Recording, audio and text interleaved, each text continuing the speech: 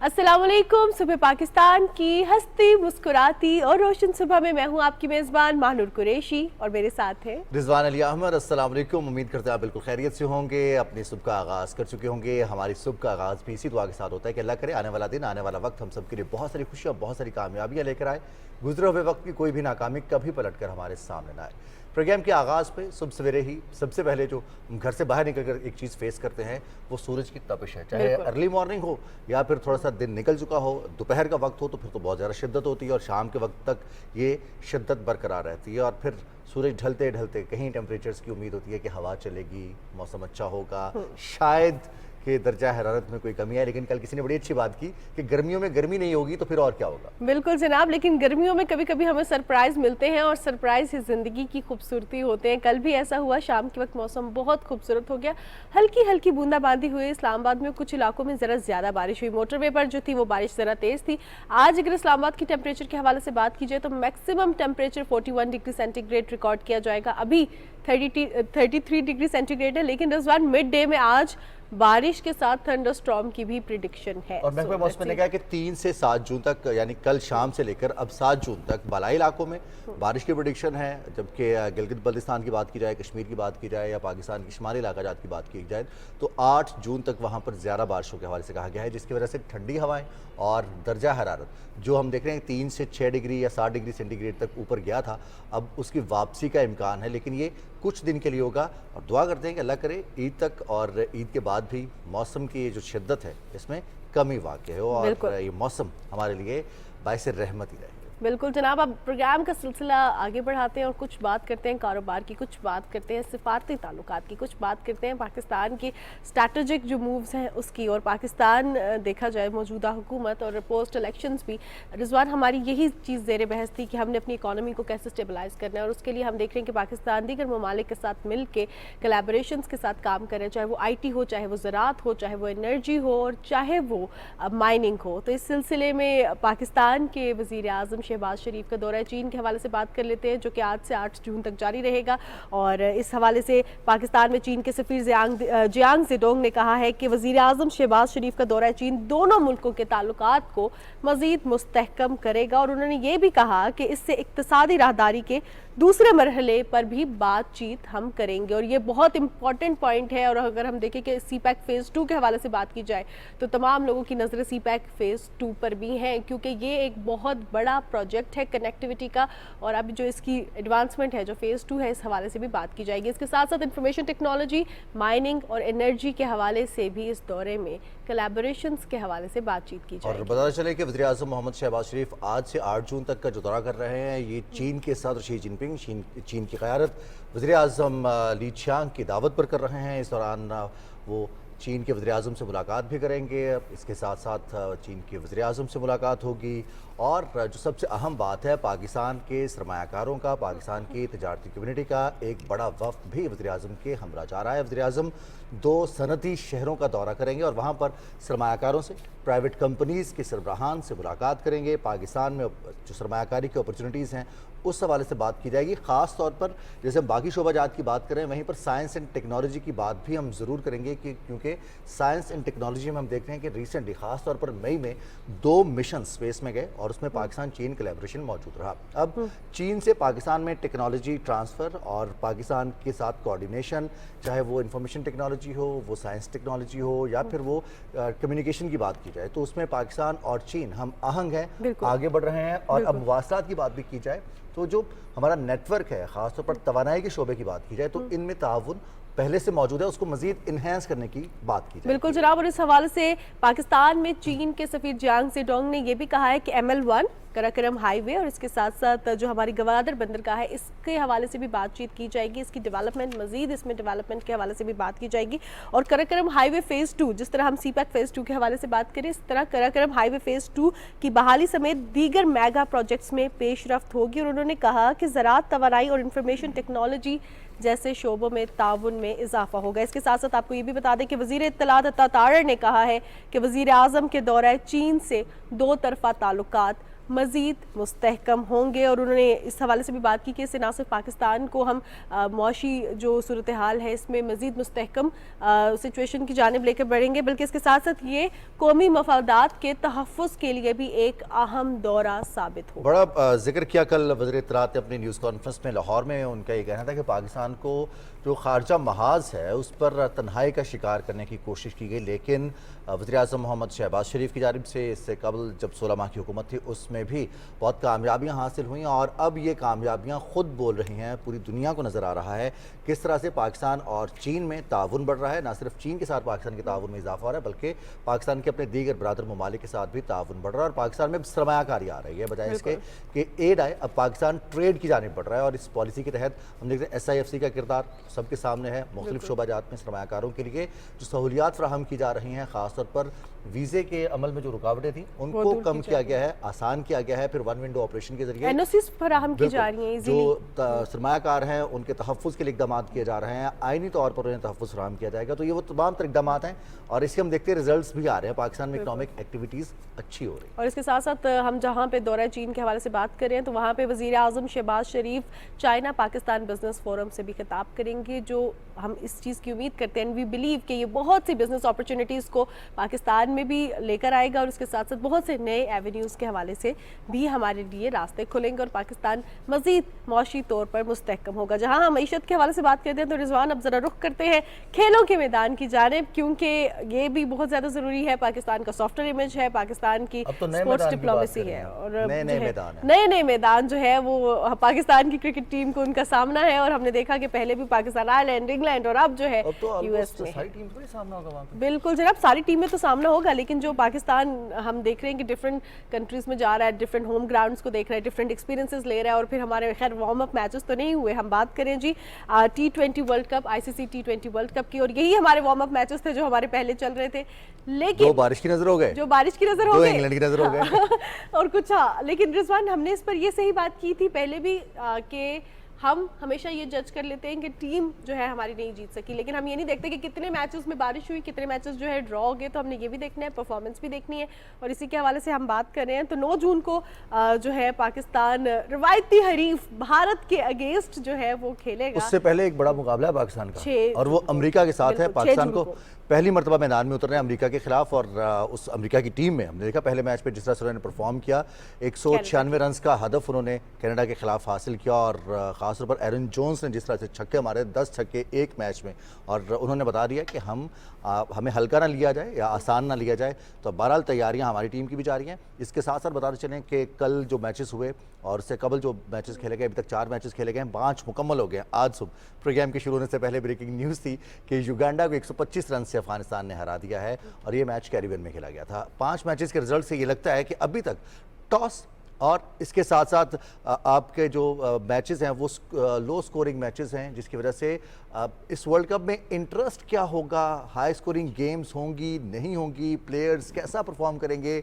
Bowlers को मदद मिलेगी। तो ये क्यों ना हम जानें उनसे जो खेल को मैदान से भी जानते हैं, बिहाइंड द बाउंड्री भी उन्हें पता है क्या हो रहा है और ड्रेसिंग रूम के अंदर क्या हो रहा है ये भी। इसके साथ साथ मैनेजमेंट क्या है, पॉलिसीज कैसी होनी चाहिए, किस तरह क्रिकेट को डेवलप करना है, इस हवाले से जो है उनकी एक्सपर्टीज़ है। तो हमारे साथ प्रोग्राम में आमिर बिलाल साहब मौजूद हैं। प्रोग्राम में आपको खुशामदीद कहते हैं। बहुत शुक्रिया, थैंक यू रिजवान, बहुत शुक्रिया महानूर आपका, और देखने वालों को भी सलाम। और आई होप के Pakistan cricket team would do better और अच्छे रिज़ल्ट्स हमें देखने को मिलें और पाकिस्तान टीम जो है जीत के वर्ल्ड कप पाकिस्तान आए और तमाम जो लोग जिनकी उम्मीदें हैं पाकिस्तान टीम के साथ, क्योंकि देखिए क्रिकेट जो है हमारे मुल्क में वो एक ग्लोइंग फैक्टर है। पूरे मुआशरे को, पूरी कौम को, पूरे मुल्क को ये लेकर चलती है। तो सबकी नज़रें इस वक्त पाकिस्तान टीम के ऊपर हैं। तो आमिर साहब ये क्या हो रहा है जो अभी तक हमने देखा वर्ल्ड कप में? देखिए 109 रन मैच सुपर ओवर में चला गया, फिर 78 रन चेज़ करते हुए साउथ अफ्रीका मुश्किलात का शिकार, 139 रन चेज़ करते हुए वेस्ट इंडीज़ मुश्किलात का शिकार। रज़वान इस वक्त आपको ना इसको 2 हिस्सों में डिवाइड करना पड़ेगा, यानी वो मैचेस जो अमेरिका में हो रहे हैं और वो मैचेस जो वेस्ट इंडीज़ में हो रहे हैं। अमेरिका में मैचेस आपको पता है पहली दफ़ा हो रहे हैं और सबसे बड़ा इशू जो है वो ये है कि यहाँ पे ड्रॉप इन विकेट्स हैं और ड्रॉप इन विकेट्स के अंदर जो विकेट का जो बिहेवियर होता है उसको प्रेडिक्ट करना थोड़ा सा मुश्किल होता है। پھر کچھ جو گراؤنڈز ہیں وہ بھی ان کا جو آؤٹ فیلڈ ہے وہ بھی سلو ہے. ہو سکتا ہے کہ وقت کے ساتھ یہ بہتر ہو جائے اور ہمیں تھوڑا ہائی سکورنگ میچز دیکھنے کو ملیں, لیکن زیادہ پریڈکشن یہ ہے کہ امریکہ کی حد تک جو میچز ہیں وہ لو سکورنگ ہوں گے, اور وکٹ جو ہے وہ کہیں پر جو ہے وہ باؤنس جو ہے وہ پریڈکٹیبل نہیں ہوگا. تو یہ ساری چیزیں جو ہیں اس سے میچ کے ریزلٹس کے اوپر بھی امپیکٹ آئے گا.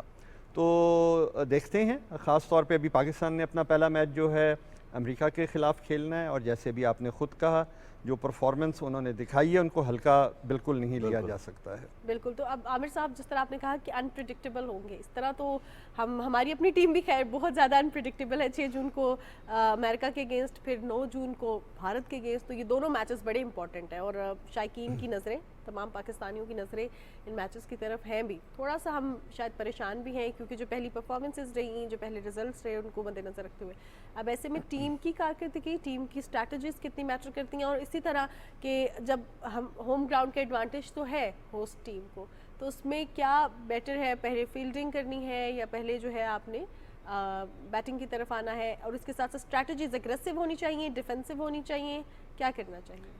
میں آخر سے جو آپ کے سوال کے کافی سارے حصے میں اینڈ سے شروع کروں گا کہ اسٹریٹجی کیا اگریسو ہونی چاہیے. یا دیکھیے T20 میں تو آپ کو کھیلنی ہی اٹیکنگ کرکٹ ہے, آپ کے پاس کوئی اور آپشن ہے ہی نہیں, بیکاز ہر اوور کی اپنی ایک گیم ہے. یہ نہیں ہو سکتا کہ آپ کہیں کہ جی میں اس کو پہلی بال سے میں آرام سے کھیلوں گا یا میں بعد میں اس کو ایزی لوں گا. سو آپ کو جو اپنا روڈ میپ بنانا ہے, جو اسٹریٹجائز کرنا ہے ٹیمز کے اگینسٹ, وہ آپ کو پہلی بال سے ہی کرنا ہے. اور ہم نے دیکھا ہے کہ ذرا ہمارا جو پہلا جو پاور پلے ہے اس میں تھوڑی سی ہمیں کمزوریاں نظر آئی ہیں, لیکن ہماری کوشش ہے کہ وہ ہم اوور کم کر لیں. اور اب جو ہم نے اپنے اوپننگ پیئرز کے اندر تبدیلی کی ہے, hopefully Pakistan should be able to overcome with all that, because ایک ایکسپیرینس سائڈ ہے. لیکن ایٹ دا سیم ٹائم کچھ خبریں ایسی ہیں معتبر اخباروں کے لحاظ سے کہ شاید پاکستان کی ٹیم میں چند تبدیلیاں بھی ایکسپیکٹڈ ہیں, اور وہ شاید پاکستان ٹیم کی بہتری کے لیے ہی ہیں. تو اگر وہ تبدیلیاں ہوتی ہیں اور پاکستان کی ٹیم جو ہے, جو آپ نے جیسے اس سے پہلے آپ نے اپنے پہلے میچوں کا ذکر کیا جو ہم نے سیریز کھیلی ہیں برطانیہ میں, اور اس سے پہلے جو ہمارا آئرلینڈ کے ساتھ جو ہمارے ریزلٹس رہے ہیں, گو کہ بارش سے بھی ہمارے میچز متاثر ہوتے رہے, لیکن ڈیفینیٹلی ٹیم میں ایک ابھی مزید ایک جو فنشنگ ٹچ ہے اس کی ضرورت ہے, اسٹریٹجی کی مزید ضرورت ہے. اینڈ آئی ہوپ کہ اب ٹیم اگر یہ تبدیلیاں ہوتی ہیں تو ٹیم بہتری کی طرف جائے گی. لیکن عامر صاحب ایک سب سے بڑا جو پرابلم ہے وہ یہی ہے کہ ہم نے PSL کے پرفارمرز کو موقع دیا, اور تب بھی ہم نے یہ بات کی تھی کہ اگر انہوں نے پرفارم نہ کیا تو سب سے زیادہ کرٹیسزم بھی انہی پہ ہوگا, اور پھر ہو سکتا ہے ان کا کریئر بھی سٹیک پہ چلا جائے. اب بھی جو تبدیلیاں کی جا رہی ہیں, جو مبینہ طور پر نامزد بھی کیے گئے ہیں پلیئرز, اس میں اگر وہ پلیئرز بھی پرفارم نہیں کرتے تو پھر کرٹیسزم آئے گا کہ جو پہلے تھے وہ زیادہ بہتر تھے, ان کو چانس دینا چاہیے تھا, کنسسٹنٹ رہنا چاہیے. دیکھیے فرینچائز کرکٹ اور انٹرنیشنل کرکٹ میں خاصا فرق ہوتا ہے. ضروری نہیں ہوتا کہ جو کھلاڑی فرینچائز کرکٹ میں پرفارم کریں وہ انٹرنیشنل کرکٹ میں بھی پرفارم کریں, لیکن ان کھلاڑیوں کو خاصا چانس دیا گیا ہے, فیئر چانس جسٹیفائڈ ہے. اور اگر اس کے باوجود وہ پرفارم نہیں کر رہے تو پھر میرے خیال میں پاکستان کے پاس ایک ایمپل جو ہے بیک اپ موجود ہے, جس میں سے اب بھی وقت ہے کہ ہم ان پلیئرز کو لے آئیں سامنے جو کہ شاید زیادہ ڈیزرو کرتے ہیں اور پاکستان ٹیم کے لیے ایک بہتر پرفارمنس دے سکتے ہیں. عامر صاحب, ابھی آپ نے جس طرح کہا کہ اب بھی وقت ہے اور چینجز ایکسپیکٹڈ ہے اور یہ بہتری کے لیے ہوں گی, لیکن اکثر اوقات جو کرٹکس ہیں وہ یہ کہتے ہیں کہ کم از کم تھوڑی سی تو کنسسٹنسی ہونی چاہیے ایون ڈیورنگ دا میچ. ہمارے سب سے بڑا ٹیم میں ایشو یہ ہوتا ہے کہ ہم کنسسٹنٹ نہیں رہتے, ہم تھوڑا سا صبر نہیں کرتے, ہم دیکھتے نہیں ہیں, ٹائم نہیں دیتے ہیں. یہ جو اتنی ریپڈ چینجز ہوں گی, یہ تو صرف ایسا نہیں ہوگا کہ جس کو ریپلیس کیا جا رہا ہے اس پہ برڈن ہوگا, بلکہ جو آ رہا ہے اس کے اوپر بھی بہت زیادہ برڈن ہوگا کہ میں بھی ایسے ہی فوراً ریپلیس ہوں گا. تو یہ پریشر کتنا زیادہ بلڈ کر دے گی چیز؟ ڈیفینیٹلی پریشر تو بلڈ ہوتا ہے, اس میں کوئی شک نہیں ہے, لیکن ہم ایک اور چیز بھی کھیل کے اندر کہتے ہیں کہ آپ کو فیلئر کو ری انفورس نہیں کرنا چاہیے. دیکھیں ایک چیز ہے جو آپ نے ٹرائی کی, آپ اس پہ بار بار فیل ہوئے, تو یہ تو بہتر تو یہ ہوتا کہ آپ نے بہت پہلے اپنا روڈ میپ کلیئر کر لیا ہوتا, جو کہ ہم نے نہیں کیا. پھر دوسری چیز یہ ہے کہ آپ کو اپنی اسٹریٹجیز ڈفرینٹ ٹیموں کے اگینسٹ, ڈفرینٹ طرح کی بالنگز کے اگینسٹ, ڈفرینٹ جو سیٹس آف پلیئرز ہیں, یہ آپ نے پہلے تیار کیے ہوتے, اور اس کو آپ نے ٹرائل اینڈ ایرر کے ذریعے وہ جو پرابلمز ہیں ان کو ریکٹیفائی کیا ہوتا. اس میں یقیناً ہم سے کچھ کوتاہیاں ہوئی ہیں اور ہم اس میں تھوڑا سا لیٹ ہیں, لیکن اس کا مطلب یہ نہیں ہے کہ اگر ہمارے کچھ کھلاڑی جو کہ آؤٹ آف فارم ہیں یا فزیکلی انفٹ ہیں ان کو ہم بار بار چانس دیتے رہیں, وہ انفیئر ہوگا. ان کے ساتھ بھی انفیئر ہوگا, ان کے ساتھ بھی انفیئر ہوگا, ٹیم کے ساتھ بھی انفیئر ہوگا. تو عامر صاحب یہ جو شارٹ کٹ ہے فرینچائز کرکٹ سے انٹرنیشنل کرکٹ, اور پھر ان پلیئرز کو سینٹرل کانٹریکٹ کی موجودگی میں بھی بورڈ بھی انفورس نہیں کرتا کہ آپ فرسٹ کلاس کرکٹ کھیلیں, آپ 4 روزہ کرکٹ کھیلیں تاکہ آپ کا اسکیل, آپ کا ٹیمپرامنٹ بہتر ہو. تو اب یہ چیزیں کتنی امپورٹنٹ ہے کہ ان کو بھی ہم یہی کہیں گے یہ ماضی کی غلطیاں, اور 2 سال بعد بھی کہہ رہے ہیں کہ ماضی میں ہم نے پھر غلطیاں کی. بات آپ کی بالکل درست ہے. دیکھیے جب تک آپ ایک لمبی کرکٹ نہیں کھیلتے, ڈومیسٹک کرکٹ نہیں کھیلتے, تو آپ کو آپ کے بارے میں ایک صحیح اسیسمنٹ نہیں کی جا سکتی, آپ کی پرفارمنس میئریبل نہیں ہوتی, آپ کی پرفارمنس پریڈکٹیبل نہیں ہوتی, تو پھر آپ کو اسی طرح سے فرینچائز کرکٹ سے اٹھا کے لایا جاتا ہے. پاکستان کے فرینچائز کرکٹ اور دنیا میں جو ڈفرینٹ اور فرینچائز کرکٹ ہو رہے ہیں, ہمارے ایک ہمسایہ ملک میں فرینچائز کرکٹ ہو رہا ہے, اس میں فرق ہے. وہاں کے جو کھلاڑی ہیں ان کو کہیں اور جانے کی اجازت نہیں ہوتی ہے, اور وہی ان کی ڈومیسٹک کرکٹ بھی ہوتی ہے. ہمارے ہاں اس طرح سے نہیں ہے. تو ہماری فرینچائز کرکٹ تھوڑی ڈفرینٹ ہے ان سے, لہٰذا میں سمجھتا ہوں کہ ہمارے کھلاڑیوں کو ڈومیسٹک کرکٹ جو ہے لمبی کھیلنی چاہیے. اسی سے ان کا ٹیمپرامنٹ ڈیولپ ہوگا, اسی سے ہم ان کی پرفارمنس صحیح طور پر میئر کر سکیں گے, اور تبھی ہمارے پاس جو ہے درست کھلاڑی, ٹیمپرامنٹلی کریکٹ کھلاڑی, فنڈامنٹلی کریکٹ کھلاڑی جو ہیں وہ پاکستان ٹیم کے اندر آ سکیں گے. صحیح. عامر بلال صاحب, جہاں پہ ہم اب بات کر رہے ہیں, اب اپنی سچویشن اگر ہم دیکھیں ٹیم کی, تو ایسے میں آپ نے ایک تو اس چیز پہ فوکس رہے کہ ہمیں ڈومیسٹک کرکٹ کو ذرا زیادہ فروغ دینا چاہیے, لیکن ابھی ہم دیکھ رہے ہیں کہ اس کے ساتھ ساتھ there are other factors as well. ہم نے اپنے کوچز کو دیکھنا ہے انٹرنیشنل لیول پہ, ہم نے اپنی جو پراپر اکیڈمیز ہیں اس پہ کام کرنا ہے, ہم نے اپنے انالسٹ کو دیکھنا ہے, ہم نے اپنے ریسرچرز کو دیکھنا ہے, تاکہ ہم پراپرلی جو انٹرنیشنل لیول کی اسٹریٹجیز ہیں وہ سمجھ سکیں. اس پر کام کرنا اب کتنا زیادہ ضروری ہے؟ دیکھیے یہ تو بہت ہی ضروری چیز ہے. یہ پورا سسٹم ہے, اس میں خالی کھلاڑی نہیں ہیں, کوچز کا انتہائی امپورٹنٹ رول ہے. آئے دن ہمیں باہر سے کوچز کو لانا پڑتا ہے پاکستان کے لیے. اس وقت بھی آپ کو پتہ ہے کہ ایک فورن کوچ جو ہے وہ پاکستان ٹیم کے ساتھ ہے, اور اس کی ریزن یہ ہے کہ پاکستان کے اندر کوچز کو اسیس کرنے کا کوئی پروسیس ہی نہیں ہے, کوئی طریقہ ہی نہیں ہے. تو لہٰذا اس کی بھی ضرورت ہے کہ ہم ایک کوچنگ اسیسمنٹ فارمیٹ کریٹ کریں, جس سے ہمیں درست کوچز جو ہیں وہ ہمارے سامنے آ سکیں کہ کس قسم کے کوچز کو ہم نے پاکستان کی جونیئر ٹیم کے ساتھ, پاکستان کی اے ٹیم کے ساتھ, پاکستان کی وومن ٹیم کے ساتھ, پاکستان کی سینئر ٹیم کے ساتھ رکھنا ہے, اور ان کی پرفارمنس کی بیس پہ ان کو ان کے ساتھ رکھا جائے. اسی طرح ہمارے ہاں جو ریجنل کرکٹ اکیڈمیز ہیں ان کی کیپیسٹیز کو بھی بلڈ کرنے کی ضرورت ہے, ہائی پرفارمنس سینٹرز کو ڈیولپ کرنے کی ضرورت ہے. جب تک یہ سب کچھ نہیں ہوگا اور ایک ڈومیسٹک کرکٹ سٹرکچر درست طور کے اوپر ہمارا ڈیولپ نہیں ہوگا, تب تک ہمارے پاس کھلاڑیوں کا, مناسب کھلاڑیوں کا, جو کہ انٹرنیشنلی آج کل جس طرح کی کرکٹ ہو گئی ہے, جس میں کہ آپ کی سکل کے ساتھ آپ کی فزیکل فٹنس بہت امپورٹنٹ ہے, آپ کی مینٹل فٹنس بہت امپورٹنٹ ہے.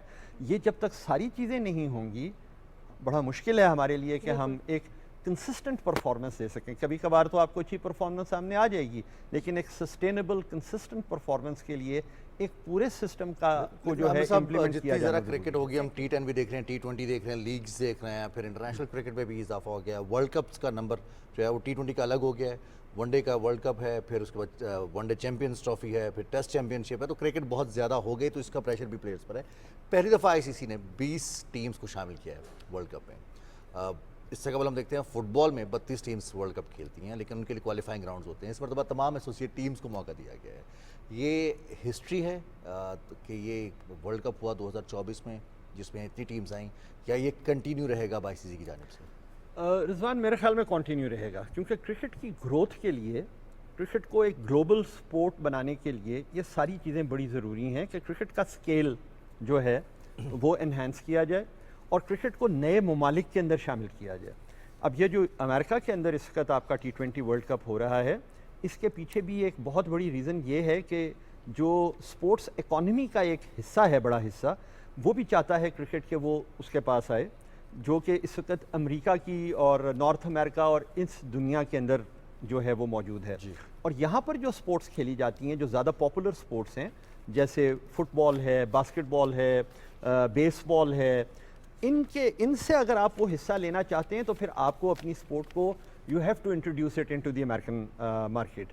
تو امید کرتے ہیں کہ یہ مزید امریکہ میں جو ہے اس کی ترویج ہوگی اور کرکٹ جو ہے وہ گرو کرے گا. بالکل. اچھا عامر بلال صاحب، آخر میں آپ سے جاننا چاہوں گی، جس طرح ہم کہہ رہے تھے کہ 6 جون کو امریکہ کے اگینسٹ ہے، 9 جون کو بھارت کے اگینسٹ ہے. روایتی حریف ہے بھارت، اور پاکستان کی جو عوام ہے وہ بڑی انتھوزسٹک ہو جاتی ہے، بڑی ایکسائٹڈ ہو جاتی ہے، اور اسی طرح مورال ڈاؤن بھی ہو جاتا ہے جیسے ایک دو آؤٹ ہوتے ہیں پاکستان کے کھلاڑی. اسٹریٹجی تو آپ نے بتایا کہ ہمارے پاس ٹائم نہیں ہوتا، ہر اوور کی ایک اپنی اہمیت ہے، ہم ایسے سلو پیس سے سٹارٹ نہیں کر سکتے، لیکن پاکستان کو کیا چیزیں مد نظر رکھ کے بھارت کے اگینسٹ کھیلنا ہے؟ دیکھیے جی، سب سے امپورٹنٹ چیز جو ہے، میں جس کو ہمیشہ ایک میں ٹرم یوز کرتا ہوں، وہ ہے کام انٹینسٹی. کام انٹینسٹی ایک ایسی چیز ہے بھارت کے اگینسٹ کھیلتے ہوئے کہ you have to play with very calm mind but at the same time with aggression. ٹھیک ہے، سو اس کا ایک کمبینیشن. پھر بہت بڑا جو فیکٹر جو بھارت کے اگینسٹ ہوگا وہ ہوگا آپ کی اچھی فیلڈنگ. یعنی اگر آپ نے 15-20 رنز اپنے بچا لیے اور ان کے 15-20 رن روک لیے اور کوئی کیچ آپ نے ڈراپ نہ کیا، تو جس قسم کی آپ کی بالنگ لائن اپ ہے، دیر از اے برائٹ چانس کہ پاکستان کین اپسیٹ انڈیا انشاءاللہ. اور ہم جیتیں گے بھی نہ صرف بھارت کے خلاف بلکہ باقی میچز بھی جیتیں گے. بہت شکریہ عامر بلال صاحب، آپ تشریف لائے. اور بھی بہت ساری گفتگو ہے جو کہ باقی ہے، تشنگی رہتی ہے کیونکہ اتنے سارے ایونٹس ہو رہے ہیں. تو لیکن ورلڈ کپ اس وقت ٹاپ پر ہے تو ہم نے کرکٹ کی بات کی. بہت شکریہ، آپ اسٹوڈیوز میں رہے. اب چلتے چلتے آپ کو بتاتے چلیں کہ آج بھی 3 میچز کھیلے جا رہے ہیں. ایک میچ ہو گیا جبکہ 2 میچز باقی ہیں، اور اس میں آج جو اہم میچز کھیلے جائیں گے اس میں انگلینڈ اور اسکاٹ لینڈ کی ٹیم آمنے سامنے ہوگی. ویسٹ انڈیز میں برسٹول میں یہ میچ کھیلا جائے گا، جبکہ تیسرا میچ نیدرلینڈز اور نیپال کا ہوگا. یہ ایسوسیٹ ٹیمز کا بڑا مقابلہ ابھی تک ہم نے دیکھا کل شام کو سری لنکا اور ساؤتھ افریقہ کی ٹیمز کے مابین ہوا. اور کچھ ہاکی کی بھی اب جو ہے ہم ذرا رک کرتے ہیں. آپ اگر ہاکی کے حوالے سے بات کرنا چاہ رہے ہیں تو اس پہ کرتے ہیں، کیونکہ میرے پاس ایک بڑی زبردست سی چیز ہے، اور رضوان وہ یہ ہے جس پہ ہم تمام لوگ بات کرتے ہیں، چاہے جن کی ابھی جابز ہوئی ہوں، چاہے جو ریٹائر ہو گئے ہیں، چاہے وہ اسٹوڈنٹس جو کہ جاب ہنٹ کر رہے ہیں. اور وہ یہ کہتے ہیں کہ مہنگائی بہت زیادہ ہو گئی ہے، اب چیزیں جو ہے ہماری افورڈیبلٹی نہیں رہی ان کو خریدنے میں.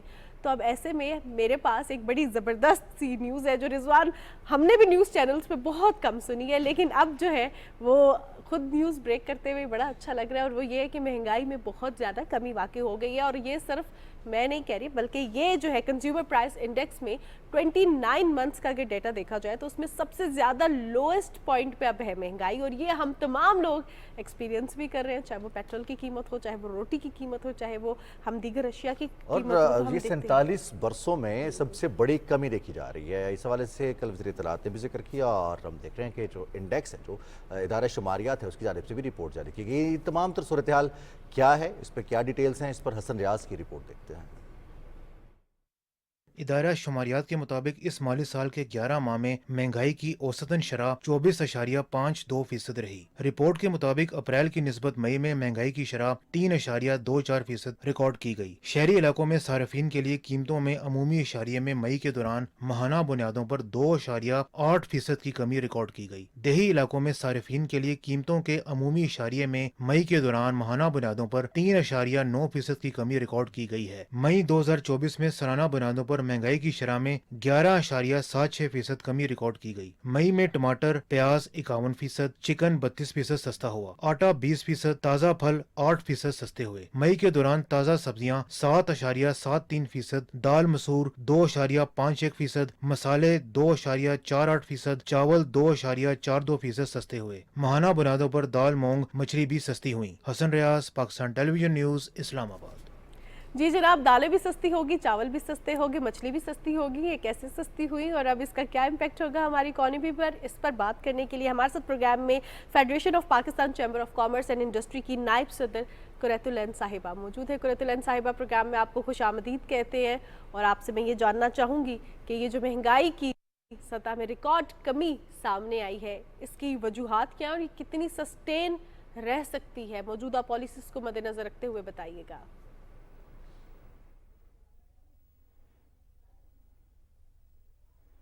Thank you very much, Manur.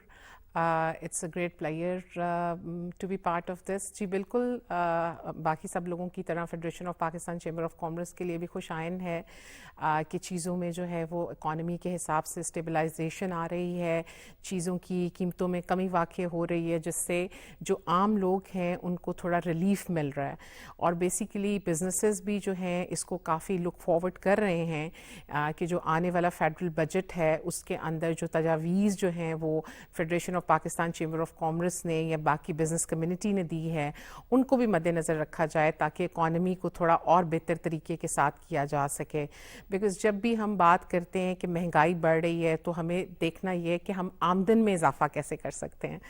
तो ख़र्चों पे तो आप कंट्रोल करते ही हैं, लेकिन उसके साथ साथ ये है कि हम कैसे अपने टैक्स नेट को बढ़ा सकते हैं, कैसे किन किन सेक्टर्स जो हमारे अभी इग्नोर्ड हैं उनको इंक्लूड करके कैसे पाकिस्तान की जो इकोनॉमिकल सिचुएशन है उसको मोर स्टेबलाइज कर सकते हैं। So basically federation of chamber of commerce का मकसद भी यही है, क्योंकि वो एक नेशनल एपिक्स बॉडी है तमाम पाकिस्तान के चैम्बर्स की, स्मॉल चैम्बर्स की, विमेन चैम्बर्स की, ट्रेड ऑर्गेनाइजेशन की, और हमारा मकसद ही ये है कि जो गैप एग्जिस्ट करता है गवर्नमेंट में या प्राइवेट सेक्टर में या पॉलिसी मेकर्स में उसको हम दूर करके और मुल्क को हम मजबूत से मजबूत तर इंशाल्लाह करें। और ये कितना खुशाइंद है कुरतुलैन साहबा जो हम तवानाई की कीमतों में कमी की बात करते हैं, ख़ासतौर पर पेट्रोलियम मसनूआत की कीमतों में कमी, जिसके बाद ट्रांसपोर्टेशन में कमी, फिर अशिया की तरसील, और अब हम देखते हैं कि जो बुनियादी ज़रूरी अशिया हैं उनकी कीमतें भी कम हो रही हैं, आटे की कीमत कम हो रही है, दालें कम हो रही हैं, जो आम आदमी की ज़रूरत है उन चीज़ों की कीमतों में कमी आना, ये कितना खुशाइंद है और ये कितना सस्टेनेबल है?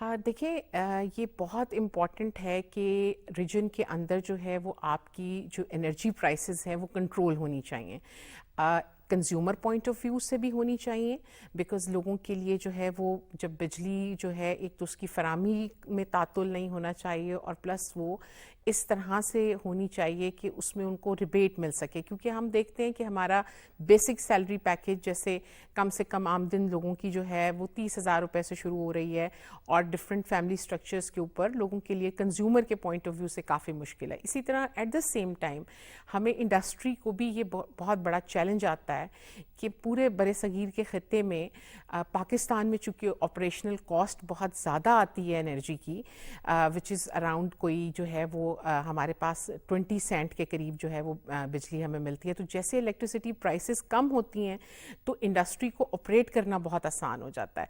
एक तो इन्फ्लेशन भी कंट्रोल में होती है, दूसरा पेट्रोलियम जो है, चूँकि अब जब आपकी पेट्रोलियम की प्राइसेस बढ़ती हैं तो उससे रिलेटेड जितनी भी इनडायरेक्ट आपकी सर्विसेज हैं, चाहे वो आपका ट्रांसपोर्टेशन ऑफ फूड मटेरियल है, आपकी सफ़र है, आपकी डिफरेंट चीज़ें, उस पर इनडायरेक्ट कॉस्ट चूँकि उसकी अप्लाई हो रही होती है। तो जैसे ही वो आप पेट्रोलियम की मसनूआत में कमी करते हैं तो इनडायरेक्ट उसका इम्पैक्ट ये आता है कि चीज़ों की कीमतों में आपको कमी देखने में मिल जाएगी। जैसे अभी आपकी रिपोर्ट में हम लोग देख रहे थे कि फूड प्राइसेस जो हैं, सब्जियां सस्ती हो रही हैं या दालें सस्ती हो रही हैं, या वो उस तरह से जो फूड ग्रेन्स है वो सस्ते होना शुरू हो गए हैं, बिकॉज वो वीट की transportation to a certain location और फिर वहाँ से जो है आम कंज्यूमर तक जाना, वो डेफिनेटली उसका इनडायरेक्ट इम्पैक्ट आके वो सारी चीज़ें एक दूसरे के साथ जो हैं वो प्रोपोर्शनेट करती हैं। और आपने पूछा कि स्टेबिलिटी के लिए इसके लिए क्या है, तो स्टेबिलिटी के लिए ये है कि जी हमने भी जो है वो फेडरेशन से गवर्नमेंट ऑफ पाकिस्तान को जो है वो डिफरेंट तजावीज़ दी हैं कि किस तरह से हम अपने पाकिस्तान की इकॉनमी को मजबूत कर सकते हैं, टैक्स नेट में कैसे इजाफा कर सकते हैं, कौन कौन से सेक्टर ऐसे हैं जिन पे अभी टैक्स नहीं है उसको फॉर्मलाइज करके टैक्स सेक्टर के अंदर ला सकते हैं। कुछ इंडस्ट्रीज़ ऐसी हैं जो कि पहले ऑलरेडी एक्सपोर्ट की इंडस्ट्रीज टैक्स दे रही हैं, उन पे ज़्यादा टैक्स लगेगा तो उनके लिए ऑपरेट करना मुश्किल होगा। तो ये पूरा एक मैकेनिज्म है कि कंट्री को अब सेक्टोरल वाइज जो है वो अपनी जो है वो बेहतरी लेके आनी है। देखिए हमारे बहुत सारे एरियाज़ जो हैं वो बड़े इंपॉर्टेंट हैं जिनके ऊपर काम करके हम पाकिस्तान का रेवेन्यू बढ़ा सकते हैं। पाकिस्तान को अगर आप देखें तो हमारे प्रोविंसेस इतने खूबसूरत हैं कि टूरिज़म के हवाले से हमारे पास बहुत सारी जो हैं वो फैसिलिटीज़ मौजूद हैं, लेकिन अनफॉर्चुनेटली कभी हमने टूरिज़म के हवाले से पाकिस्तान پاکستان کو اس طرح سے انٹرنیشنل مارکیٹ میں کبھی ہم نے اس کو ایڈورٹائز ہی نہیں کیا.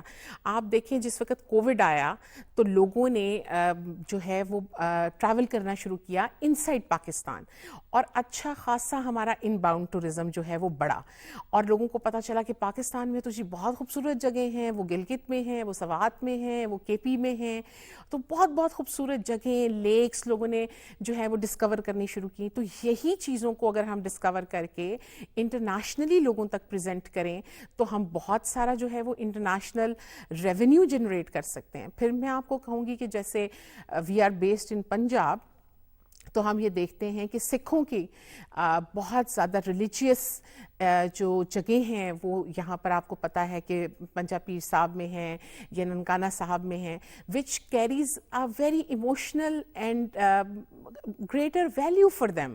جیسے آپ دیکھیں کہ سعودی عربیہ کی اکانومی بہت ساری جو ہے ہمارے اسلامک ریلیجیس ٹورزم کے اوپر ساری بیس کر رہی ہوتی ہے.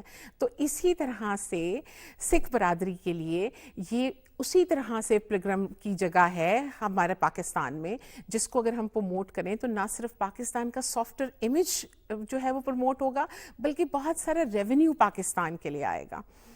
تو اس طرح سے ایگریکلچر سیکٹر میں ہم دیکھیں کہ پاکستان ایک وقت میں جو ہے ہم چونکہ ایک زراعت بیس کنٹری ہیں. صحیح. قرۃ العین صاحبہ, جہاں پہ ہم بات کر رہے ہیں کہ قیمتیں کم ہوئی ہیں اور اس کے ساتھ ساتھ اکانومی کو سٹیبلائز کیا جا رہا ہے, سورس آف انکمز کو مور سورس آف انکمز جنریٹ کرنے کے حوالے سے کام کیا جا رہا ہے, لیکن یہاں پہ کچھ متس بھی تو ہے. یہ کہا بھی جا رہا ہے کہ جو چیزیں سبسیڈائز کی جا رہی ہیں ابھی اس کا بہت زیادہ ڈبل ٹرپل امپیکٹ ہوگا عوام پہ, کیونکہ پہلے بھی ایسا ہوتا آیا ہے کہ پہلے جب قیمتیں کم ہوتی ہیں پھر ڈراسٹکلی مہنگائی ہوتی ہے, ڈراسٹکلی انفلیشن ہوتی ہے اور قیمتیں بڑھتی ہیں. تو کیا اس چیز کو, اس میکینزم کو بھی مد نظر رکھا جا رہا ہے کہ جب برڈن آئے تو وہ بہت زیادہ ڈراسٹک نہ ہو؟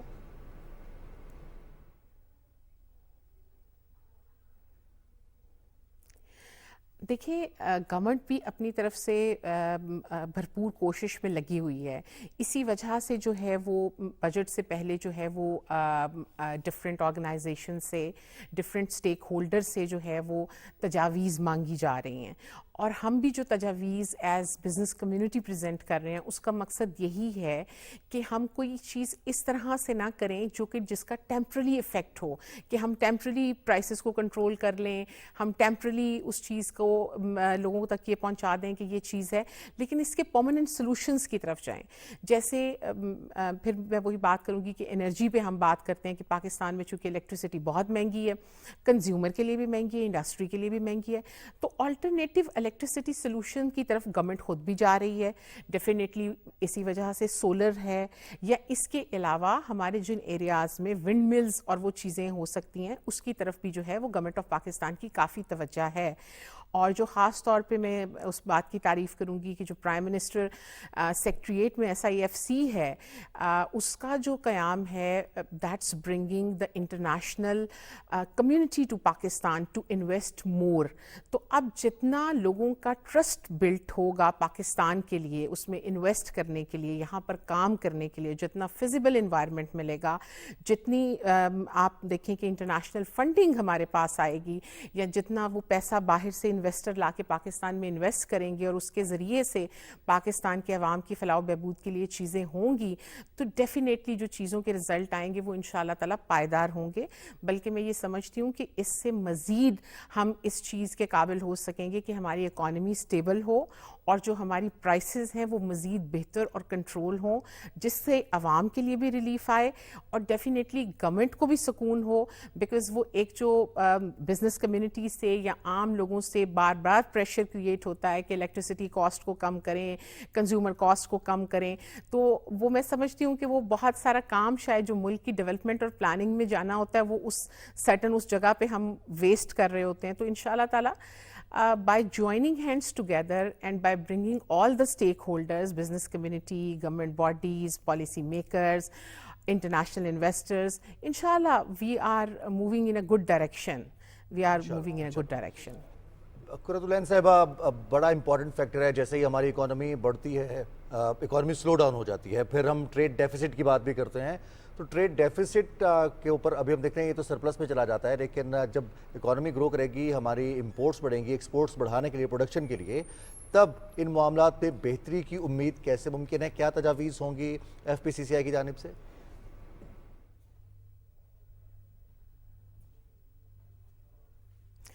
जी, FPCCI ने जो अपनी तजावीज़ गवर्नमेंट को हम टाइम टू टाइम दे रहे हैं और डिफरेंट स्टेक होल्डर से भी बात कर रहे हैं। हमने फेडरल बजट एक कॉन्फ्रेंस भी की फेडरल मिनिस्टर साहब के साथ, and he grace the occasion.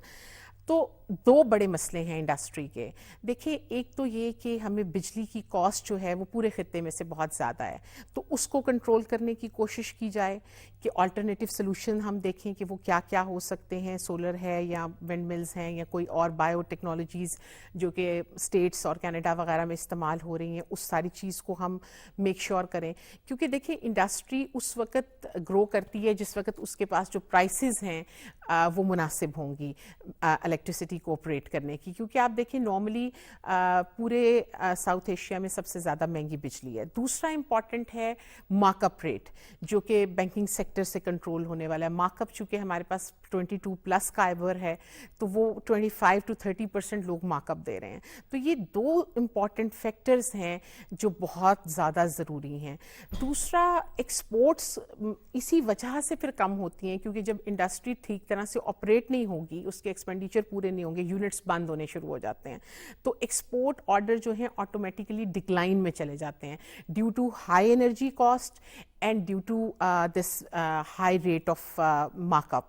तो अगर इस चीज़ को हम सिर्फ इन दो फैक्टर्स को कंट्रोल कर लें, तो हमने तो खुद जो है federation of Pakistan chamber of commerce से अपनी एक्सपोर्ट का टारगेट जो है वो हमने इस दफ़ा ये कहा है कि हम 100 बिलियन तक इंशाल्लाह करेंगे, जो कि पिछले साल में $30 बिलियन रही है। हम ये चाहते हैं कि अगर ये दो बातें जो हैं इनको हम मेक श्योर करें, तो इंशाल्लाह ताला वी एश्योर कि हम जो अपनी ये जो एक्सपोर्ट है इसको 30 बिलियन से 100 बिलियन पे इंशाल्लाह ताला लेके जाएंगे इंशाल्लाह। बहुत शुक्रिया कुरैतुलैन साहिबा, आपके कीमती वक्त का। हम बात कर रहे थे महंगाई के हवाले से, जो कि अब कम हो गई है, और ये एक बहुत ज़्यादा खुशाइन बात है। एक और चीज़ रिजवान, महंगाई के हवाले से बात करते हैं तो कुछ मौसम भी ऐसे होते हैं जिसमें हमें लगता है कि हमारा खर्चा ज़्यादा होगा। जैसे गर्मियाँ होती हैं तो एयर कंडीशन ऑन होते हैं, कूलर्स ऑन होते हैं, सारे पंखे चल रहे होते हैं, सारे पंखे चलते हैं, फिर भी गर्मी का जो है ना जोर नहीं टूटता। तो गर्मी का जोर टूटना बड़ा ज़रूरी है, क्योंकि ये गर्मी समटाइम्स हमारे दिमाग को भी चढ़ जाती है। और इसके लिए कहते हैं ना, अच्छी और ठंडी चीज़ें खाएं। अब ये कहा जाता है कि ठंडी चीज़ें खानी चाहिए, तो ठंडी चीज़ें तासीर रखती हैं। तो इसी पर बात करेंगे। हमें हकीमा सैयदा ताहिरा बुखारी साहिबा ने ज्वाइन किया, तो उनसे जानते हैं कि कौन सी ऐसी ग़िज़ाएँ इस मौसम में हम खा सकते हैं। हकीमा साहब, अस्सलाम वालेकुम। वालेकुम अस्सलाम। बहुत शुक्रिया आपने वक्त दिया। तो जैसे ये सख्त मौसम है, गर्म मौसम है, तो कौन सी ग़िज़ाएँ सूटेबल है हमारे लिए? वाकई गर्मी तो इस साल बहुत ज़्यादा पड़ रही है, और पेशेंट जो हैं वो भी जितने भी हैं वो हीट वेव से मुतासिर हो रहे हैं। और अब जो वर्किंग लोग हैं उनके लिए पॉसिबल नहीं है घरों में रहना, क्योंकि डॉक्टर्स एडवाइस यही कर रहे हैं कि आप घरों में ज़्यादा से ज़्यादा रहें। लेकिन जो जॉब्स कर रहे हैं उनके लिए तो पॉसिबल नहीं है। तो कुछ ऐसी एहतियाती तदाबीर हैं कि वो लोग अपनाएं और ख़ुराक ऐसी लें जिससे वो इन चीज़ों से बच सकते हैं। जैसा कि आपने सवाल किया कि ऐसी कौन सी ग़िज़ा है जो हमें गर्मी की शिद्दत से थोड़ा एहसास दे सकती है बचने का, उसमें हमारे पास रसदार फल हैं और सब्ज़ियां हैं। क्योंकि आप देखें, खीरा है, इसके अलावा सलाद के पत्ते, बंद गोभी वगैरह, और अगर आप देखेंगे या तोरी, लौकी, कद्दू, भिंडी वगैरह इसी मौसम में आते हैं। ये अल्लाह ताला की एक नेमत है। और फलों में तरबूज जो है पानी की भी बहुत बड़ी मिकदार फराहम करता है, खरबूजा है, और आलू बुखारा जो कि सेहत के लिए बहुत मुफीद है, आपकी जिस्म की हिद्दत को कम करता है। और इसके अलावा मुख्तलिफ़ किस्म के जो है मशरूबात हैं, जिसमें सत्तू आ जाता है, सत्तू का शरबत, इमली आलू बुखारे का शरबत आ जाता है, लस्सी आ जाती है, लीमू पानी आ जाता है, तरबूज का शरबत आ जाता है। बहुत सारी चीज़ें हैं जिनको हम यूज़ करके और अपनी जिस्मानी हिद्दत को कम कर सकते हैं। सही सही। ताहिरा साहिबा, मैं आपसे ये भी जानना चाहूँगी, जिस तरह आपने कहा سبزیاں اور پھل. اب سبزیاں اور پھل سردیوں میں ہم کسی اور طرح سے جو ہے وہ کنزیوم کر رہے ہوتے ہیں, گرمیوں میں کسی اور طرح سے کر ہوتے ہیں. اب گرمیوں میں ہمارا مرچ مسالے کھانے کا اتنا دل نہیں چاہتا, سردیوں میں تو ہم مالٹے کے اوپر بھی نمک, کالا نمک ڈال کے کھا رہے ہوتے ہیں. اب یہ والا موسم ہے, گرمیاں ہیں, اب ایسے میں مجھے اگر تربوز کھانا ہے تو میں دیکھتی ہوں کہ اکثر اوقات لوگ اس میں بھی کالا نمک ڈال رہے ہوتے ہیں, اس پہ بھی نمک ڈال کے کھا رہے ہوتے ہیں. پھر جو ہے ہم سبزی بناتے ہیں تو سبزی میں بھی صحیح تڑکے لگا لے ہوتے ہیں, ہم آئل ڈالتے ہیں. اب یہ کتنا زیادہ افیکٹ کرتا ہے ہماری ہیلتھ کو؟ جہاں تک تربوز پہ نمک لگانے والی بات ہے تو اس کے لیے میں تھوڑا سا آپ کو ایکسپلین کر دوں. ہماری حکمت میں جو تربوز ہے وہ ٹھنڈا تو بہت ہوتا ہے لیکن وہ بادی ہوتا ہے, تھوڑا سا دیر سے ہضم ہوتا ہے. پانی اس کا آپ کو تو, لیکن جو اس کا ہوتا ہے پلپ وہ بہت دیر سے ہضم ہوتا ہے. جب ہم اس کو نمک لگاتے ہیں, کالا نمک, تو وہ جلدی ہضم ہو جاتا ہے. ایک بات یہ. دوسری یہ ہے کہ جو لوگ ایسا کام کرتے ہیں جن میں انہیں سویٹنگ بہت زیادہ ہوتی ہے, تو آپ کو پتہ ہے کہ پانی کے ساتھ ان کی نمکیات بھی خارج ہو رہی ہوتی ہیں, تو جسم میں نمک کی کمی ہو جاتی ہے, نمکیات کی کمی ہو جاتی ہے. ایسے میں ان کا بی پی لو ہونا شروع ہو جاتا ہے. ایسے لوگوں کے لیے تو بہت مفید ہے تربوز کے ساتھ نمک لگا کر کھانا. ایک تو یہ ہو گیا. لیکن تربوز کے بھی اوقات ہوتے ہیں کھانے کے. رات میں کبھی بھی تربوز اور کھیرا نہیں کھانا چاہیے گرمی کے موسم میں, کیونکہ آپ پانی بہت زیادہ پیتے ہیں, یہ دونوں چیزیں ہضم نہیں ہوتی جس سے آپ کو ڈائریا ہو سکتا ہے. اور کوشش یہی کریں کہ سلاد کا بہترین ٹائم جو ہے نا وہ دن کا رکھیں, اور اگر رات میں آپ کھا ہی رہے ہیں تو 7 بجے کے درمیان کھائیں. اس کے 3 سے 4 گھنٹے بعد آپ سوئیں, کیونکہ سلاد بہت جلد ہضم نہیں ہوتا. دوسری جو چیز آپ نے بولی مرچ مسالوں کی, گرمی میں مرچ مسالوں سے اور گوشت سے بہت اوائڈ کرنا چاہیے, کیونکہ گوشت جو ہوتا ہے یہ جسم میں پانی کی کمی کر دیتا ہے. اور جو مرچ مسالوں سے آپ کو زیادہ سے زیادہ جو ہے وہ پیاس بھی لگتی ہے, اور جسم چونکہ آلریڈی پہلے ہی ریکوائرڈ بہت زیادہ پانی کر رہا ہے, پھر آپ پی رہے ہیں. اس میں یہ ہوتا ہے نا کہ جب آپ پانی بہت زیادہ پیتے ہیں آپ خوراک تھوڑی لینا شروع کر دیتے ہیں, اس سے آپ کی جنرل ویکنس بڑھنا سٹارٹ ہو جاتی ہے, جسم میں خشکی سٹارٹ ہو جاتی ہے. اب وہ پیشنٹ جو ہیں وہ مختلف جو ہے وہ اس میں کمزوری کی وجہ سے چیزوں کا شکار ہوتے ہیں, فٹیک وغیرہ کا, ان چیزوں کا. اب وہ ان کو سمجھ تو نہیں آ رہی ہوتی, لیکن ان کا دیکھیں ڈائٹ ٹوٹلی چینج ہو گئی ہے. سردیوں میں یہ ہوتا ہے کہ آپ اگر گرمی میں فریش فروٹ کھا رہے ہیں تو سردی میں تو ڈرائی فروٹ کی صورت میں اللہ نے ایک خزانہ جی بالکل آپ کے لیے بنا دیا ہے. جی طاہرہ صاحب, ہم کچھ بات کریں گے ڈائٹنگ کے حوالے سے بھی, اور خاص طور پر لوگ جو اپنا وزن کم کرنا چاہتے ہیں, اپنے آپ کو صحت مند رکھنا چاہتے ہیں, ایکسرسائز کرتے ہیں, ذرا اس سے بھی ڈیٹیل میں بات کریں گے. لیکن ہمیں نیوز بریک کی جانب بالکل, کیونکہ اس حوالے سے میرے پاس بھی بہت سے سوالات ہیں, تو ڈیٹیل سے ان تمام سوالات کا جو جواب ہے وہ جانیں گے طاہرہ صاحبہ سے, لیکن آفٹر اے نیوز بریک.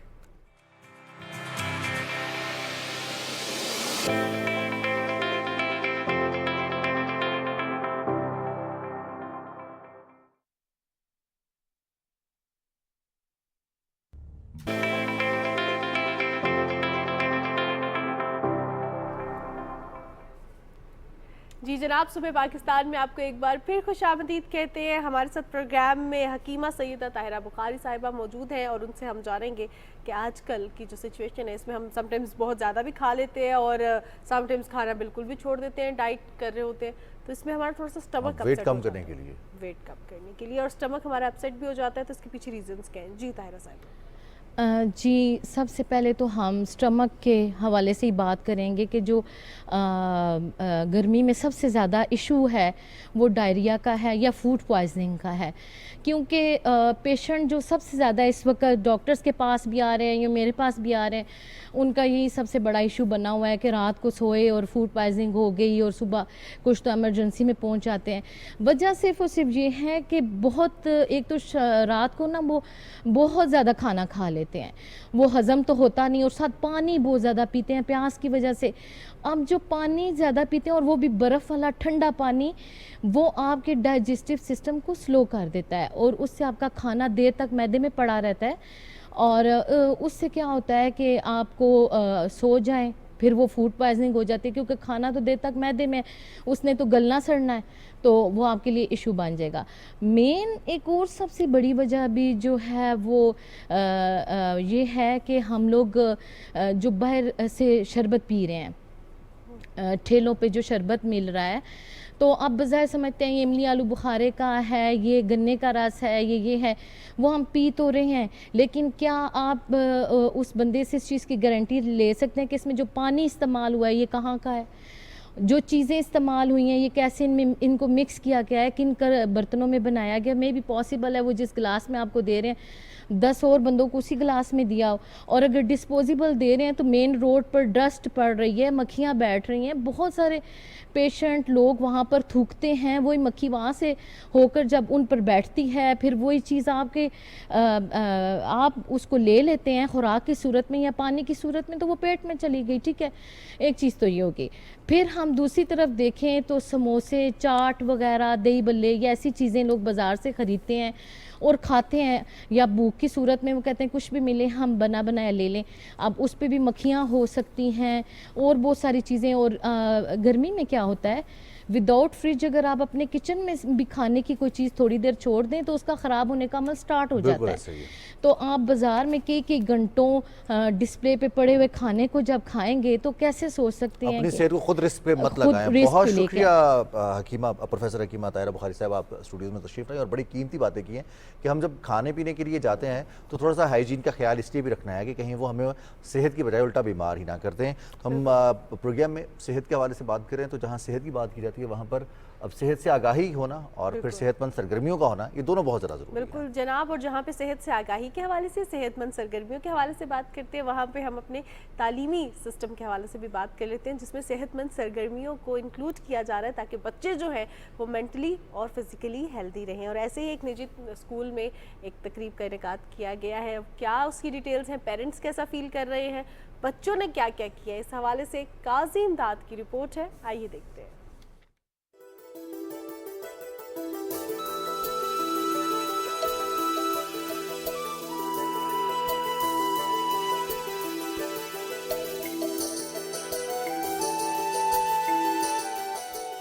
اسلام آباد کے F7 سیکٹر میں واقع نجی اسکول میں رنگوں سے بھری تقریب منعقد کی گئی جس میں بچوں کے والدین بھی خصوصی طور پر شریک ہوئے۔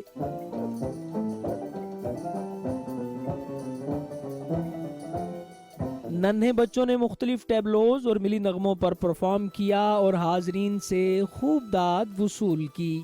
بچوں نے جس خود اعتمادی سے پرفارمنس دی اسے دیکھ کر ان کے والدین بھی بہت حیران ہوئے۔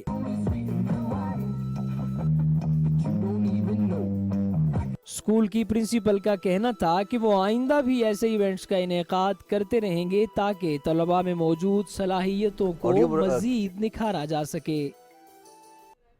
جی جناب، جہاں پہ ہم بات کر رہے ہیں تعلیم کے حوالے سے اور اس کے ساتھ ساتھ ہیلدی ایکٹیویٹیز کے حوالے سے، وہاں پہ کیوں نہ بچیوں کی تعلیم کے حوالے سے بات کریں۔ پاکستان میں بہت سی ایسی خواتین موجود ہیں جو کہ آگے بڑھتی ہیں اور پاکستان کا نام روشن کرتی ہیں، لیکن ان کو آگے بڑھانے والے جو کنگ میکرز ہوتے ہیں، کوئن میکرز کے حوالے سے بھی بات کرتے ہیں۔ اچھا، کل ہم نے بات کی نا تو ہمارے کچھ سینئرز ہیں، ان کی بھی یہ گفتگو ہے کہ خاص طور پر پاکستان میں جو بچیوں کی تعلیم کے حوالے سے، ان کی گروتھ کے حوالے سے، پروفیشنل گروتھ کے حوالے سے جو اقدامات کیے جا رہے ہیں وہ بہت خوش آئند اور بہت شاندار ہیں۔ بالکل جناب، اور ہم دیکھتے ہیں کہ اس میں سول سوسائٹی بھی بہت آگے ہے۔ جہاں ہم بچیوں کی تعلیم کے حوالے سے بات کرتے ہیں تو page Pakistan alliance for girls education, اور جب ہم اس کے حوالے سے بات کرتے ہیں تو فجر رابعہ پاشا ہمارے مائنڈ میں آتی ہے جو پاکستان میں بچیوں کی تعلیم کے لیے بہت کام کری ہیں۔ آج ہمارے ساتھ پروگرام میں موجود ہے، فجر پروگرام میں آپ کو خوش آمدید کہتے ہیں۔ تھینک یو ویری مچ مجھے بلانے کا اور being here, nice to be here, thank you. آپ کو پہلے تو بہت بہت مبارک ہو، اتنا زبردست ایوارڈ یونیسکو کی جانب سے۔ تو اس ایوارڈ کو جو کہ ایک سمبل ہے لیکن وہ ایک طویل سفر ہے، اس کے بارے میں ہمارے ناظرین کے ساتھ شیئر کیجیے، کیسا ایکسپیرینس رہا اور سٹارٹ کہاں سے لیا؟ سٹارٹ تو بہت لمبا جرنی ہے، وہ تو سٹارٹ میں نے لیا انگلینڈ میں، اور شاید بچپن میں پاکستان میں میری مدر ایک آرگنائزیشن ہیڈ کرتی تھیں، ٹرسٹ ہیڈ کرتی تھیں، اور وہ ان کا سارا کام خواتین کی امپاورمنٹ پہ تھا، اکنامک امپاورمنٹ پہ۔ تو وہ جو ایکسپیرینس تھا 14-15 سال کی عمر کا، ٹو سی فرسٹ ہینڈ کہ کام کرنے سے کس طرح زندگیاں بدل جاتی ہیں، تو وہ میں پھر انگلینڈ شفٹ ہو گئی کافی، I was 16 when I shifted to England. تو وہاں پہ جو پہلی چیز مجھے ہٹ کی تھی نا وہ یہی تھی کہ جو ہماری خواتین ہمارے ملک سے گئی ہوئی ہیں وہ بہت پیچھے تھیں، بہت زیادہ۔ تو وہ ایک وہ کیونکہ آلریڈی ایک اس طرح کا ایکسپیرینس تھا کہ وہ آپ دیکھ سکتے ہیں یو نو آپ انڈرسٹینڈنگ آپ کی کریٹ ہو جاتی ہے کہ ایک خاتون اسپیشلی ہمارے ملک میں کس طرح کے چیلنجز سے گزر رہی ہیں, وہی خواتین جب وہاں پہ جا رہی ہیں تو وہ وہاں پہ کس قسم کے چیلنجز سے گزر رہی ہیں, کتنا پیچھے ہیں اور ان کے لیے کیا کیا جا سکتا ہے ان کو ہیلپ کرنے کے لیے. تو وہ وہاں سے ایک میں جو ہے نا میرا پروفیشنل آئی وڈ سے کہ میں 18 سال کی تھی جب میں نے وہاں پہ فرسٹ اپنی سوشل انٹرپرائز سیٹ اپ کی ٹو ہیلپ ویمن, اور ایک وہ بس وہ ایک شروع ہوا اور وہ صرف اسی امید سے شروع کیا کہ اگر کچھ خواتین جو میرے ارد گرد ہیں اگر ان کو ہم ہیلپ کر دیتے ہیں اور وہ پھر وہ اتنا there was no looking back, پھر تو journey it's a long journey, وہ جو نہیں ہوتا نہ ختم ہونے والا سفر چلتا رہتا ہے. اور ہم دیکھ رہے ہیں کہ وہ بہت اچھے سے چل بھی رہا ہے اور امید کرتے ہیں کہ آگے بھی چلتا رہے گا. الحمدللہ. پیج کیا کام کر رہے گرلز ایجوکیشن کے حوالے سے, کن کن علاقوں میں کام کیا جا رہا ہے اور کتنی بچیاں جو ہے آپ کے ادارے کی وجہ سے زیر تعلیم ہیں؟ پیج اس وقت تقریباً 175 ڈفرینٹ لوکیشنز میں کام کر رہے ہیں ہم لوگ. جو فزیکل پروگرامز کی جب ہم بات کرتے ہیں جو کہ پورے پاکستان میں ہے, گلگت بلتستان سے لے کے کشمیر, کے پی ہے, اسلام آباد ہے, پنجاب ہے, سندھ ہے, بلوچستان ہے, تو ہم ایک تو سارے پورے پاکستان میں کام کر رہے ہیں. اور دوسری چیز یہ کہ بچیوں کا نمبر ہمارا اصل میں جو ماڈل آف ورک ہے وہ یہ ہے کہ ایک تو ہم لوگ بہت گورنمنٹ کے ساتھ بہت کلوزلی کام کرتے ہیں کیونکہ تعلیم جو ہے وہ کانسٹیٹیوشنل رائٹ ہے بچیوں کا اور گورنمنٹ کی ایکچوئل رسپانسبلٹی ہے. تو ایک کافی زیادہ جو سمجھیں کہ ہمارا کام اسی پہ ہے, ایڈوکیسی اور لابنگ پہ گورنمنٹ کے ساتھ, تاکہ بچیوں کی تعلیم کو پرائورٹائز کیا جائے, زیادہ سے زیادہ انیشیٹوز گورنمنٹ کے اینڈ پہ لیے جائیں ان بچیوں کے لیے پورے پاکستان میں, اور زیادہ سے زیادہ بجٹس الوکیٹ ہوں. اب جیسے ابھی بجٹنگ کا ٹائم ہے, بہت کریٹیکل ٹائم ہے, اور امید ہے بہت زیادہ کہ کیونکہ پرائم منسٹر پاکستان نے ایجوکیشن ایمرجنسی لانچ کی کچھ عرصے پہلے, تو ہم لوگ کافی زیادہ دیکھ رہے ہیں کہ جلدی جلدی, کیونکہ وہ ایک کرٹیکل ڈیسیجن ہوا, اس کو ایک امپورٹنس دی گئی. تو یہ آپ سمجھیں کہ یہ ہم لوگ پیچھے بیک اینڈ پہ بیٹھ کے وہ سارا کام کر رہے ہوتے ہیں کہ یہ چیزیں پش ہوں, اور جہاں پہ تعلیم ہے, بچیوں کی تعلیم ہے, اس کو پش کیا جائے.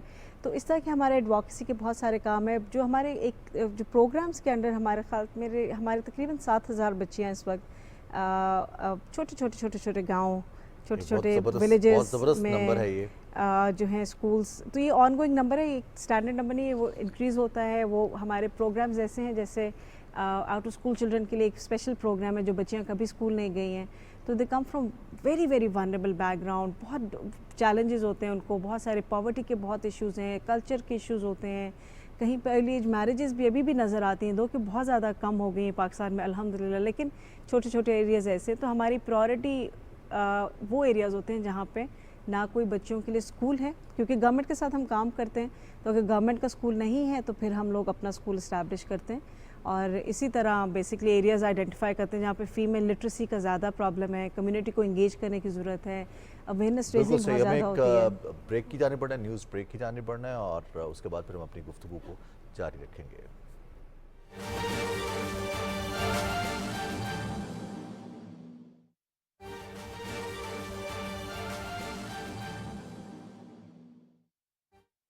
پاکستان کے وزیر اعظم شہباز شریف صاحب کی قیادت میں پاکستان کا سرکاری وفد چین کے دورے پہ روانہ ہو رہا ہے, اور اس دورے کے دوران جہاں ان کی سرکاری مصروفیات ہیں وہ چین کی اعلیٰ قیادت کے ساتھ دو طرفہ تعلقات پر بات چیت کریں گے, وہیں پاکستان اور چین کے درمیان تجارتی تعلقات کو فروغ دینے کے لیے 126 بزنس مین کا ڈیلیگیشن آج رات چین کے لیے روانہ ہوا ہے. اور اس دورے کے دوران پاکستان چائنا بزنس فورم کا شینجن میں انعقاد کیا جا رہا ہے, جس میں چین کی بھی بہت بڑی تعداد میں کمپنیز شریک ہو رہی ہیں. پہلے 10 سالوں میں چائنا پاکستان اکنامک کوریڈور کے ذریعے ہم نے پاکستان میں انفراسٹرکچر کو ڈیولپ کرنے پر توجہ دی, جس کے تحت 8000 میگا واٹ سے زیادہ توانائی کے منصوبے لگے, 800 کلومیٹر سے زیادہ موٹر ویز ہائی ویز بنی. اسی طرح 2 لاکھ سے زیادہ افراد کو روزگار ملا اور 25 ارب ڈالر کی سرمایہ کاری آئی, جس میں فائبر آپٹک کیبل جیسا منصوبہ بھی شامل ہے. گوادر پورٹ کو بھی ڈیولپ کیا گیا. اب سی پیک کے فیز 2 میں ہماری توجہ ہے business to business links develop کرنے میں. چائنا $2,700 ارب کی پوری دنیا سے درآمدات کرتا ہے، لیکن پاکستان کا ان میں حصہ فقط $3 ارب کا ہے۔ ایک بہت بڑی اپرچونٹی ہمارے برابر ہمسائے ملک میں جو ہمارا قریب ترین دوست ہے وہاں پر موجود ہے، اور اسی لیے وزیر اعظم کی ہدایت کے اوپر ایک بہت پاکستان کے ہر شعبے سے جو بزنس مین ہیں ان کا چناؤ کیا گیا، اور ان کا وفد ایک خصوصی جہاز کے ذریعے چین بھیجا گیا ہے، جو وہاں پر اپنے چائنیز کاؤنٹر پارٹس کے ذریعے انویسٹمنٹ کے معاہدے کریں گے، پاکستان سے ایکسپورٹس کے لیے معاہدے کریں گے، اور اسی طرز پہ ہمارا پلان ہے کہ ہم 4 سے 5 اور ایونٹس چین کے اندر منعقد کریں گے۔ پاکستان کے مستقبل کا دار و مدار اس پر ہے کہ ہم کس قدر جلدی ایک ایکسپورٹ لیڈ گروتھ اکانومی کے ماڈل کو اختیار کرتے ہیں۔ حکومت کی تمام تر توجہ ملک کی معیشت کو نہ صرف سنبھالنے پر بلکہ ایک مستحکم بنیاد دے کر اسے مستقل بنیادوں پر ہائی گروتھ پلیٹ فارم پہ لانے کی ہے، اور اس کے لیے جو حکومت کے اقدامات ہیں ان پر سٹاک مارکیٹ کی جو تیزی ہے وہ ایک اعتماد کا اظہار ہے، جو اس بات کا ثبوت ہے کہ نہ صرف ملک کے اندر بلکہ ملک کے باہر سرمایہ کار حکومت کے اقدامات پر اعتماد کا اظہار کر رہے ہیں۔ پاکستان کو اس مشکل صورتحال سے نکالنے کے لیے سب کو ٹیم پاکستان بن کے کام کرنا ہے۔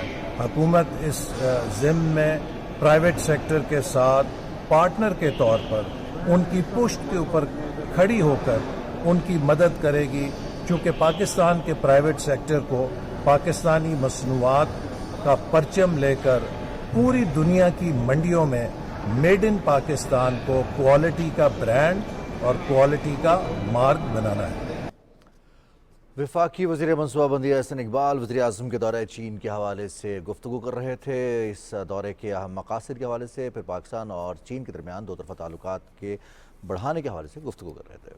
ہمارے ساتھ فجر عابیہ پاشا موجود ہیں۔ فجر، ایٹ دا اینڈ آپ سے چاہوں گی کہ بچیوں کی تعلیم کی امپورٹنس کے حوالے سے اور جو ہماری سوسائٹی ہے آج کل، اس کے حوالے سے کیا پیغام دینا چاہیں گی ہمارے ناظرین کو؟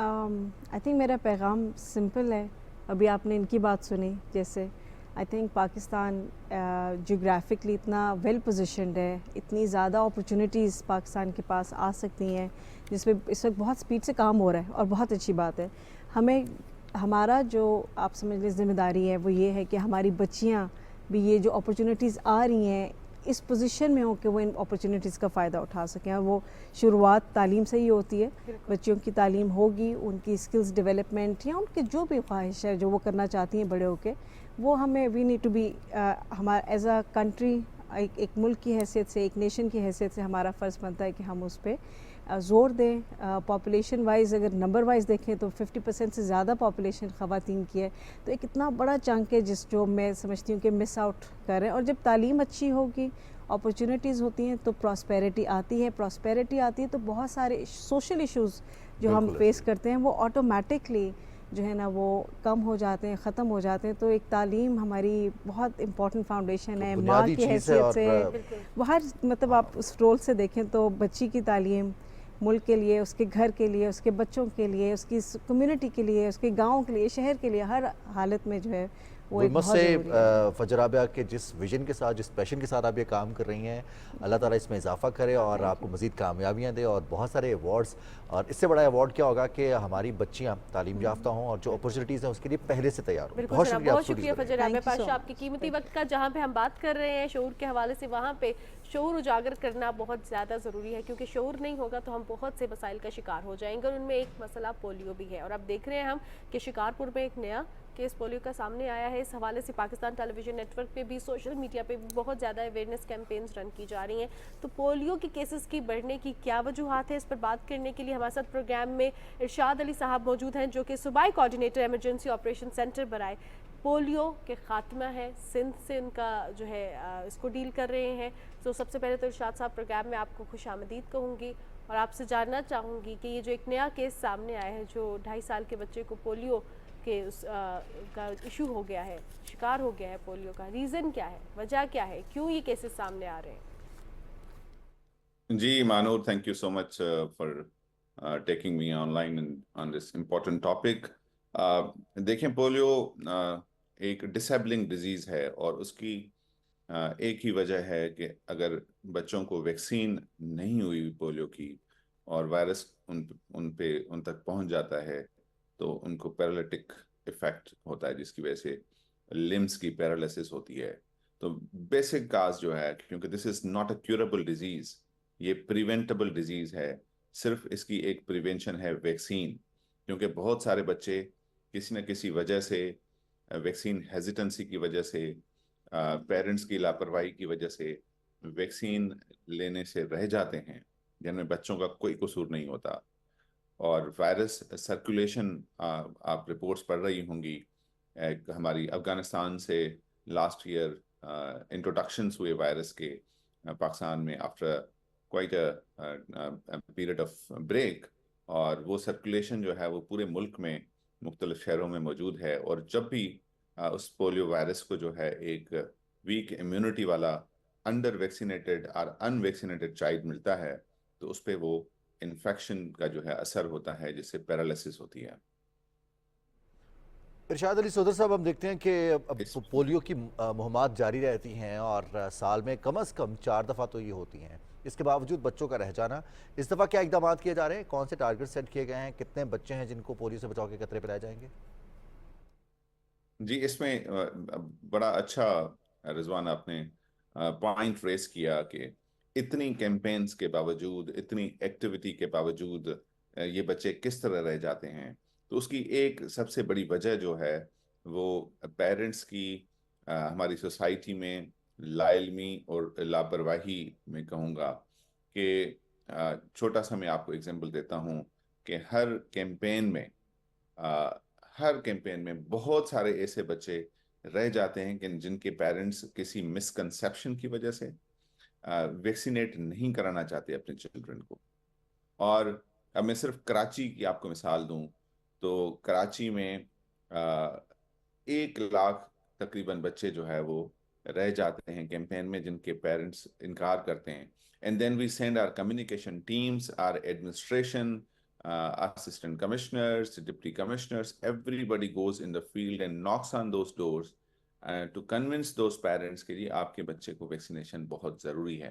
And then that number comes down to around 30,000, but still we miss that lot of children because of the refusals, because of the community hesitancy based on many misconceptions, जिसकी वजह से वो बच्चे रह जाते हैं. और यही वजह है कि पोलियो इरेडिकेट नहीं हो पा रहा. पोलियो बाकी दुनिया के 194 कंट्रीज में से 99%, 192 कंट्रीज में से पोलियो ख़त्म हो गया है.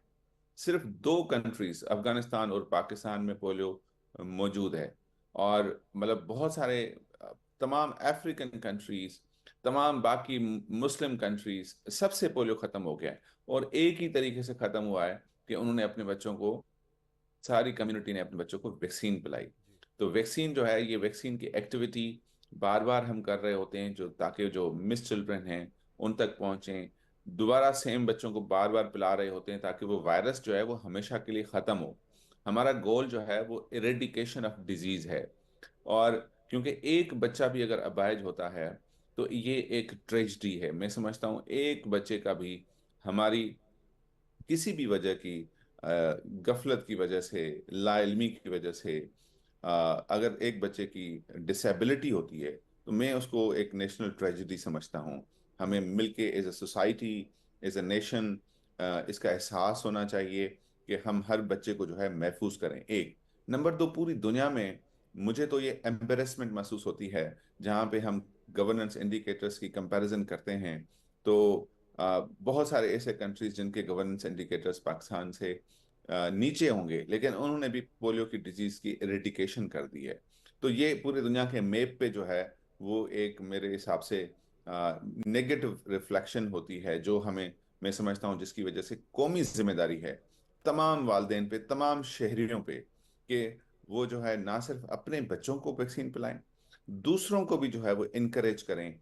जो लाइल्म हैं उनको समझाएं, क्योंकि जो लोग पढ़े लिखे हैं, समझदार हैं, जो इसकी अफादियत को समझते हैं, उन पे भी ये जिम्मेदारी आयद होती है कि वो कम्युनिटी वर्क करें।